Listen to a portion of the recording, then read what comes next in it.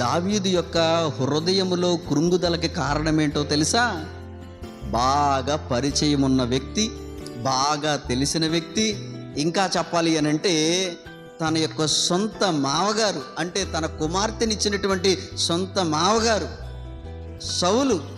సౌలే స్వయంగా ఒక కుటుంబ సభ్యుడిగా ఉండి కూడా తనని చంపటానికి పగవారి వలె ఉరినొడ్డుచూ తరుముతూ ఉన్నాడనే సంగతి తెలిసి తన ఇంటి వారే, తనకు తెలిసిన వారే, తనకి బాగా పరిచయం ఉన్నటువంటి వ్యక్తులే తన ప్రాణానికి హాని చేయటానికి ప్రయత్నం చేస్తున్నారనే సంగతి తెలిసి హృదయమంట కృంగిపోయిందంట.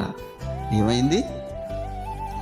ఆలోచన చేయండి. జీవితంలో తట్టుకోలేని సంగతులు ఏంటో తెలుసా? జీవితంలో తట్టుకోలేని సంగతులు ఏంటో తెలుసా? మన పక్కనే ఉండి మనల్ని మోసం చేస్తారు చూడండి.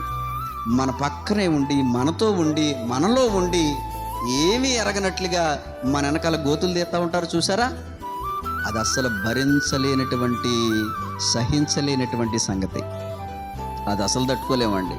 మన విరోధి ఎవడైనా చేశాడనుకో, ఆడు బుద్ధ అలాంటిదే, ఎప్పటి నుంచో నా మీద అలాంటి కక్షగట్టున్నాడని మనం ఓర్చుకుంటాం. కానీ మనతో ఉండి, మనతో స్నేహం కలిగి ఉండి, మనతో సహోదర భావం కలిగి ఉండి, మనతో ప్రేమానురాగాలు కలిగి ఉన్నటువంటి వ్యక్తులే మనల్ని మోసం చేస్తే, మనకు ద్రోహం చేస్తే, మనకు అన్యాయం చేస్తే, మన మీద రకరకాలైనటువంటి చెడు ప్రయత్నాలు చేస్తే దానివల్ల వచ్చేటువంటి కృంగుదల, విచారము చాలా చాలా బాధాకరంగా ఉంటుంది. దావీదు యొక్క విచారానికి కారణమేంటో తెలుసా? ఒకవేళ తరిమేవాడు విరోధి అయితే గనక దావీదు ఖడ్గము చూసి వెంటనే యుద్ధాన్ని ప్రకటించి ఎదుటి వ్యక్తి ఎలాంటి వాడైనా సరే యుద్ధం చేసి జయించేవాడు. కానీ తరిమే వ్యక్తి ఎవడని తెలిసింది?